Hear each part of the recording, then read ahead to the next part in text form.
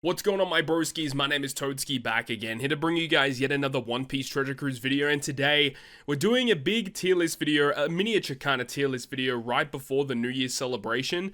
Now look, the New Year's stuff is going to be starting to get revealed over the next couple of days. We'll probably get a teaser image on Twitter in the next couple of days. People are going to start to understand and kind of theorize about what characters are going to be arriving for the New Year's celebration, SUGO-FEST, and people are going to get pretty excited, right? So we are going to do this video right before this release and kind of go through my personal top 10 Super SUGO-FEST characters. These characters, we have also split some of them up in terms of the versus units. Like, if a character in their combined form, like just talking about both sides of the unit, is really good, I would put them up there. But you know, if a character like Law versus Blackbeard, for example, where one version of the unit is so far better than the other one, I wanted to split that up. I'm going to put them in a top 10, and we're going to go through all of them in today's video. So we're going to start at number 10. And personally, this is like kind of one for me, because I think that this one's kind of cool, but this one's going to be Uta. Now, this one's kind of hard because I feel like just about all the forms of Uta are really good, like both the quick and the int one.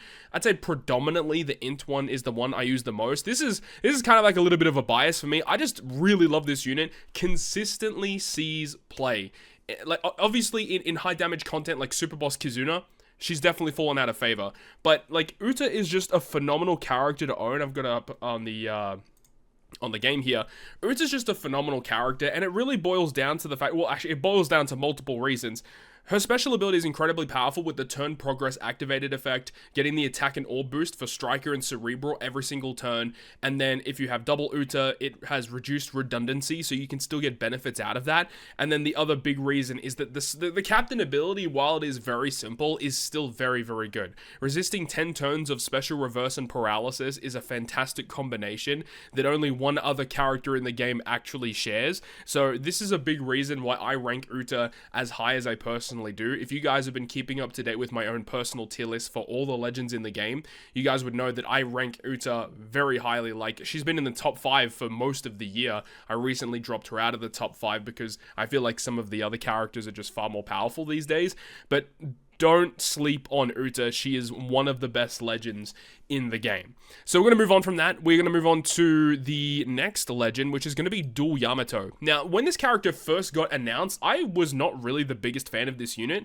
I really don't like dual units all that much, but what this character provided was like really, really unique.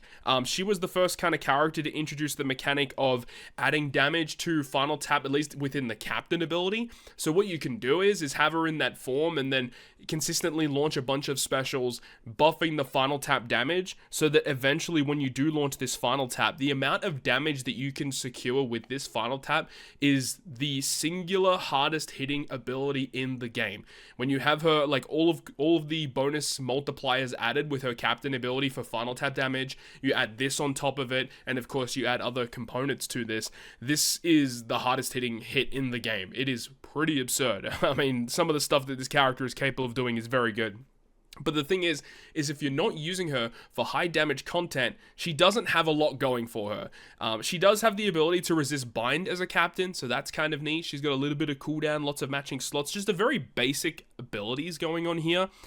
I just wish that the character provided a little bit more usefulness. Like, the special ability has some interesting stuff going on, but she is focused on color affinity, which is definitely one of the weaker buffs you could be providing, because, you know, color affinity only works when you have type advantage, so you're not going to have a usefulness for it all the time, and sometimes not every character in your crew can get the full effect of this ability. But of course, being able to inflict increased damage taken is a very big component. A lot of the Yamatos have abilities that can do that. And even if you're not focusing on high damage content, she's definitely still usable, but she shines in high damage content, which is where I say a lot of people probably put their rankings towards because of, you know, how important doing that high damage is to secure more stuff during Super Boss Kizunas. But overall, I think Yamato's a pretty solid unit, which is why I have her in the number 9 position. So we're going to move on now to the next unit, which is going to be the versus Shanks. Speaking of the int versus Shanks. Now, I think a lot of people might be upset that I put this character like so low, but there's like so many other good Super Sugos. The problem is like, while I really like like the versus Shanks as a character. I really do like this unit. The thing is like he's really not useful outside of like Super Boss Kizuna or just Kizuna in general. Just the way that they designed this guy was really poor. They basically made him a slave to Kizuna Clash, mainly due to the versus effect activation. The activation requirement is so harsh. Consuming recovery tandem bomb or super bomb slots with normal attacks, or having to wait amount of turns for a total of 18 for the gauge is just ridiculous. You're only getting this active during a Kizuna Clash, and then if you're not, then like you're really having to stall a long time or secure these slots in early stages so that you can actually get this versus effect to activate, because this versus ability is incredibly powerful, especially when you partner it up with obviously the special ability providing the territory. Amazing.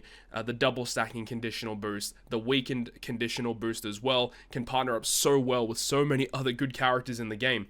But the captain ability sucks. The captain ability really isn't that good, right? I mean, it does have the ability to do some really interesting stuff. I mean, despair removal is kind of nice, I suppose, but it just doesn't do a whole lot. There's a lot of words here, but it's a lot of fluff. The character is strong. Unga bunga damage is what this character is focused on doing. But like, high damage content Kizuna is the only thing it's good for. Whereas Yamato, I feel Yamato has a lot of uses outside of Kizuna Clash. Shanks really doesn't. But the thing is he is so good in that mode that I would put him on this list for sure. He's still a phenomenal legend. And of course, we're just talking about the Shanks side of things. Kid is not going to be in my top 10 list, unfortunately. I really wish he was.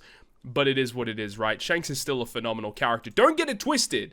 These characters are all good, but just because one's ranked slightly higher than the other doesn't mean anything. It's just my own personal rankings, man. Don't get so upset. I know that people are going to get so mad. Anyways, we're going to move on to the next unit. Now, I was considering splitting this unit up, but the more I thought about it, like Luffy versus Kaido, I kind of wanted to put like Kaido is the better version of these two units in my opinion. I'd put like Kaido here and then put like Luffy a little bit lower, but considering like they're so close to each other, I might as well just put them together. I think Luffy versus Kaido is like such a valuable character to have. Being able to have like both versions of Luffy and Kaido in one unit, man, it's so valuable. Having Luffy being so focused on free spirit, you have Kaido being focused on driven, and the thing that I talked about is with the fact that that I felt like Kaido was like the better side of this unit. Like Kaido having the really cool captain ability of being able to resist special reverse and paralysis, like what we talked about with Uta, and this the motion artwork of this character is phenomenal too.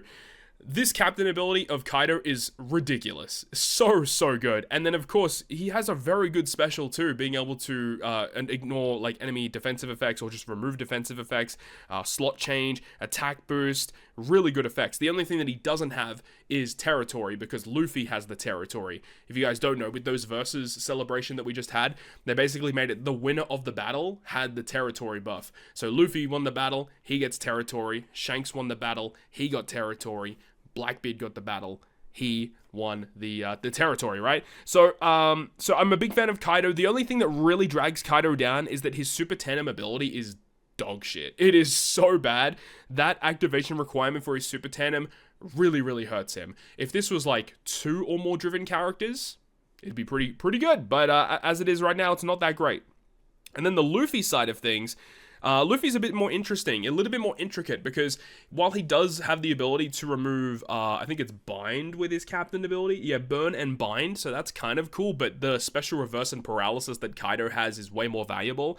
The other thing that Luffy has, obviously, is territory, and territory is a pretty big damage bump, and also he has the other ability where if one of your characters uses a increased defense, damage reduction, damage threshold, or resilience removal special, he adds +1 to the removal of that special. That effect hasn't come up too often, but just in theory, in practice, it's actually really good.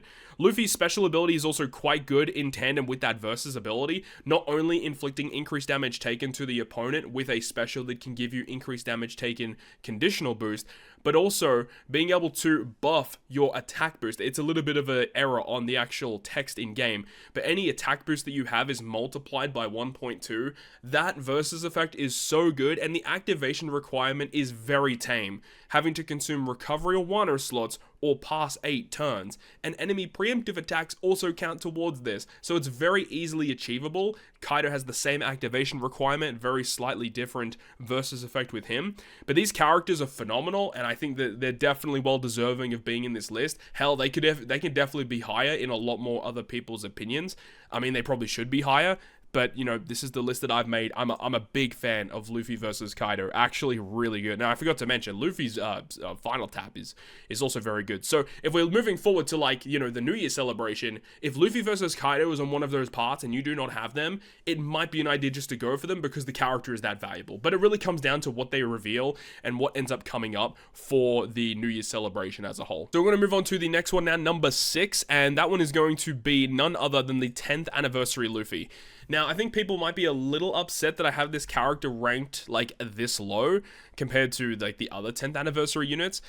There's a pretty big reason for that. I really do not like the design that they went with this 10th anniversary Luffy, and what I mean by that is the fact that we have the EX supers of both Ace and Shanks, and those ones, while they are a little bit annoying to fulfill, Luffy's for some reason is just way more harder to fulfill. Having to have 3 of those listed characters, whilst also following the fact that Luffy is focused on being int, fighter, and powerhouse, it actually is really annoying to build for, so I don't like what they did in regards to that. Yes, he does have abilities to transform characters' classes, which is kind of a neat ability, but it's just a really clunky thing to do. I don't understand why they decided to make him so clunky.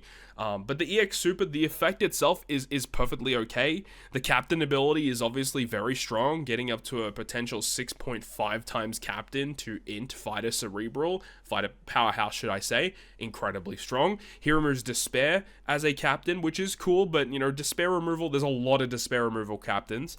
But the special ability is definitely the highlight. Being able to remove Threshold by a bunch of turns is a big thing. He also removes Bind, which is also just a nice touch as well. But he also being able to provide those int slots, the massive attack boost that he can do as well, and the fact that these int slots cannot be manipulated is another really key touch that not a lot of people talk about. So he also has the ability to buff orb boost, so you use an orb boost prior to use the special ability, you get bonuses for doing it.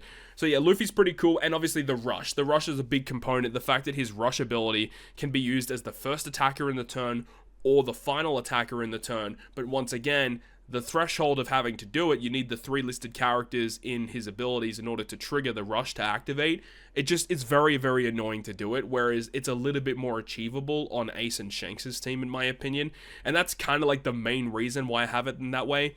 Another thing is that all of the 10th anniversary units, speaking specifically about Luffy, Ace, and Shanks, are all god tier in Pirate Rumble. I would say Luffy is probably the best in Pirate Rumble, not only just because he is a good unit, but also Grand Party specifically. This Luffy is probably the best Grand Party leader in the game because that burst special is so dangerous.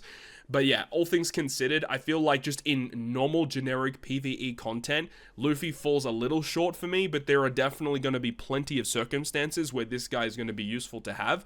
But inevitably, we get more and more Luffy characters which kind of try and power creep each other, because of course you can't have more than one Luffy on the team, so it does make things a little bit more difficult. But anyways, let's go ahead and move on back. Let's move on to number 5 on my list. Now, number 5 on my list is going to be a versus unit that has been split up, which is going to be versus Blackbeard. I absolutely adore what they did with this guy. I really love versus Blackbeard. They did a really good job with him, but it really sucks, man, because they should have done a much better job with the lore side of things. I'm so impressed with Blackbeard, and then you look over at lore and you just think, what the hell went wrong, man? Because this unit is so far different compared to one another. But obviously, there's no like major reason why we need to discuss why he is in this level, but the HP guard mechanic that he can easily achieve is the major reason why he is in this tier, because the HP guard being able to not only get around the burn debuffs, so you don't even have to remove the burn, also consistently having to deal with the pain debuff in a lot of content, he kind of just can get around it naturally, and then obviously he has the versus effect, which is also really strong, being able to generate some slots, giving you the massive chain boost, but also removing resilience, providing the health cut, which if you use the health cut and then use the Blackbeard special, your health is reduced significantly, which enables you to trigger the HP guard very effectively. So the thing is a lot of characters in the past that have been focused around being at low HP thresholds have always had inherent downsides, because being at low HP, it's very hard to tank death hits, it's very hard to just get around some of these gimmicks that you have to deal with. Blackbeard kind of circumvents most of these issues because HP guard is such a busted mechanic, and also circumvents the fact that he's a rush unit because HP guard helps you secure those rush taps as well. But obviously they've released a lot of characters now that allow you to tank hits a lot better. Blackbeard is definitely one of these units, which is so good. And then of course the special ability providing substantial increase to your attack, providing the massive territory buff as well, base attack boost as well. Like, his special ability in a way is almost kind of like a better version of the Dex Kaido we just talked about not long ago, because this guy provides an attack boost, he also provides a base attack boost, which is just straight up better. Obviously Kaido can generate Wano slots, but this is still incredible. So I like a lot of what Blackbeard is doing here. He is such a phenomenal character, and considering how much powerhouse support we have had, at least in the last half of this year, it's made Blackbeard way better than we kind of expected him to be. Like, when he first came out, it was kind of hard to gauge how good this was actually going to be, but I feel like this is like the first Blackbeard that's actually come out where I've been super impressed with his abilities, and he hasn't been very clunky to use either, because like some of the other Blackbeards where you need certain classes on your crew in order to activate all of their effects, like specifically talking about version 1 Blackbeard, the Dex one, or even the one that came out during the Global Worldwide Anniversary in February this year, the Strength one, he also was really hard to use because of the requirements in regards to his captain effect. Whereas this one, you just run Powerhouse and you're good. Obviously, he doesn't go through defensive effects with his normal attacks, but what he does is still super good. Now, the only real drawback to this guy is that his rush is very strange in regards to how it works. So a lot of people probably don't realize this, but if you do his rush as the first attacker in the turn, it only gives buffs to striker characters. It doesn't give buffs to Powerhouse units.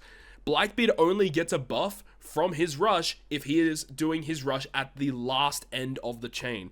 So it's really strange. You can see the finish tap here at this is the first one, Striker Rush Attack Boost 1.4, and then at the end, because it's only for himself as the last attacker in the turn, it says Self Rush Attack Boost. So that's the only real downside. Like, lore with that rush is very good for the striker squads, but strikers are just kind of lacking at the moment. Once strikers receive a little bit more of a buff, I think lore is going to see more play, but still, I'm such a huge fan of this versus Blackbeard. He's such a sick unit, man. Such a cool design.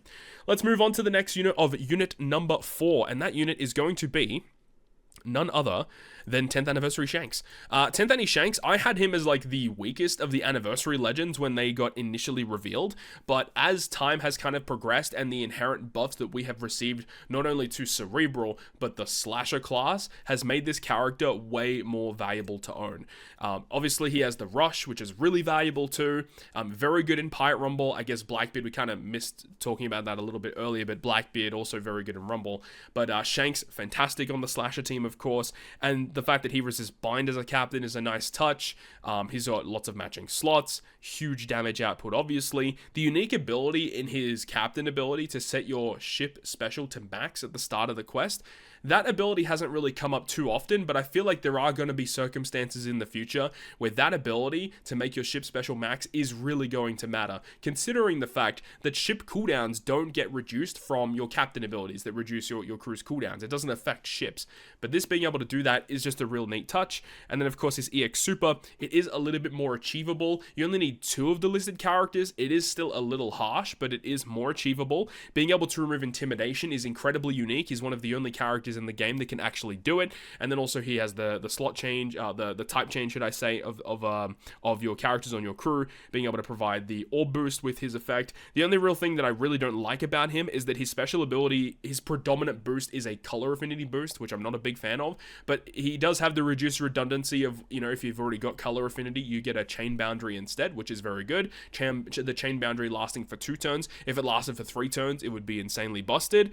So yeah, I really like this Shanks. he's got great utility, great damage, slot change, a lot of different buffs going on, fantastic rush, Sugo tap special. There's not really a lot wrong with him. He's just a phenomenal character with great synergies across the board. When they release any new Psy units, Slasher units, or Cerebral units, this guy will inherently get buffed because of it. So definitely one of the best units that's released on not only just this year, but in Treasure Cruise history. Just a really good unit overall. And with that, we're going to go ahead and move on now back to our list at number 3. Now, the number 3 position, little controversial. I'm going to put Luffy, but not only Luffy, it's going to be the 6-star version of Luffy.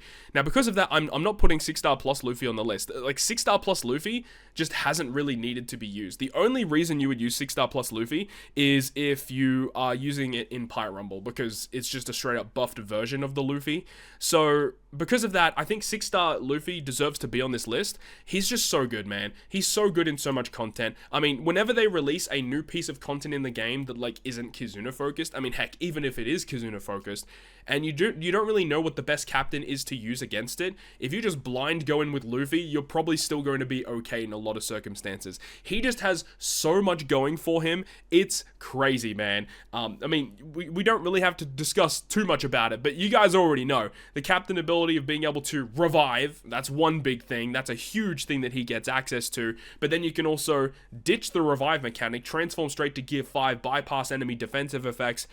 All of that within the captain ability, whilst also giving you very good multipliers, lots of matching slots. Obviously, so good. Being able to get rid of 10 turns of special reverse and bind whilst going through defensive effects. Or you can have the gimmick removal and have a revive mechanic. You can run double Luffy, one bypassing defensive effects, the other one with a revive mechanic. So if something goes wrong, you're still in the clear. There's so much to love here. The special ability, incredibly underrated. Massive damage, color affinity, orb boost. If you're in the Gear 5 form, removing 1 turn of enemy beneficial effects, super underrated ability.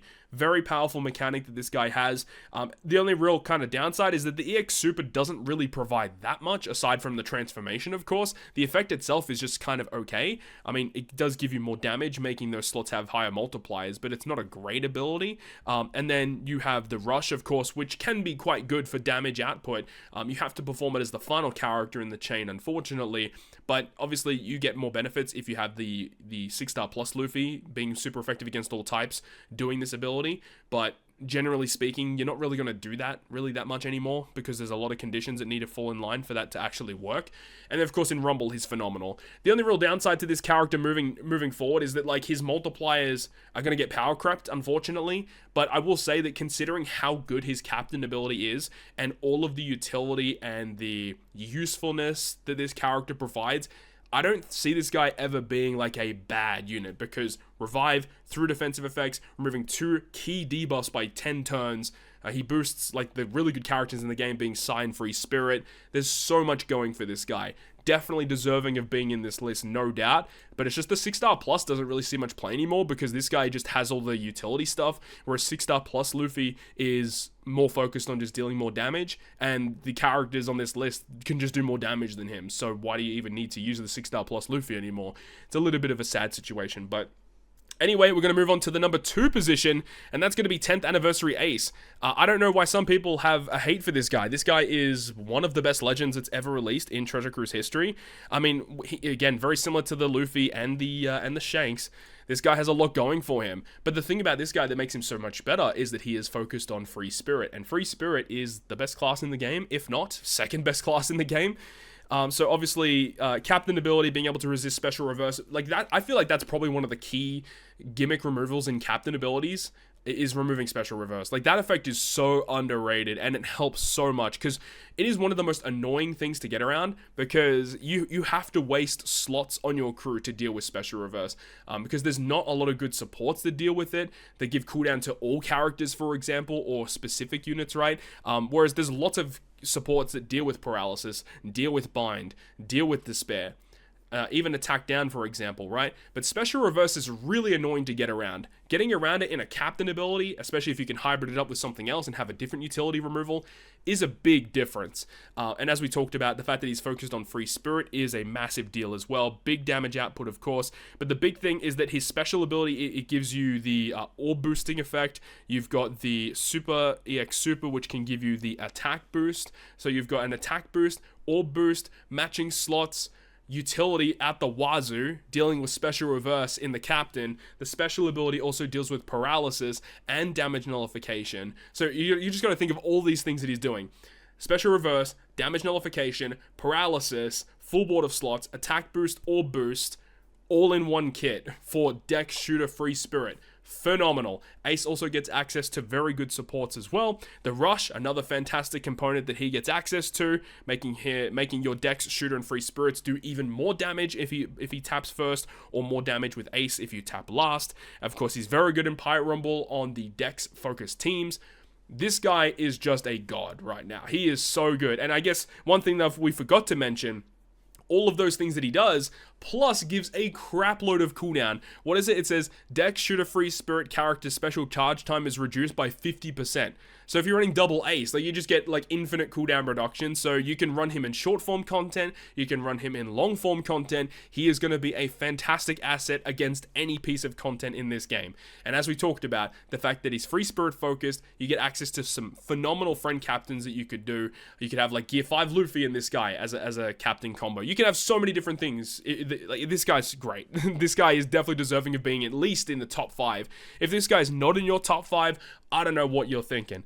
Anyways, let's move on. Number 1 position, I don't think we really need to, beat around the bush. It's going to be Zoro and Sanji. Like, this is the most busted unit that's ever come out in Treasure Cruise history. I don't know what they were smoking when they were coming out with Zoro and Sanji, man. Like, this unit is just... We talked about Ace and how he deals with a bunch of gimmicks and also gives you a bunch of effects. The thing about Zoro and Sanji is that they're actually not really that good as a captain. I mean, they're usable as a captain, but they're really, like... They're not that great, to be honest. But the thing is they are the best crewmate in the game. Again, solely focused on Free Spirit, but also slasher characters as well.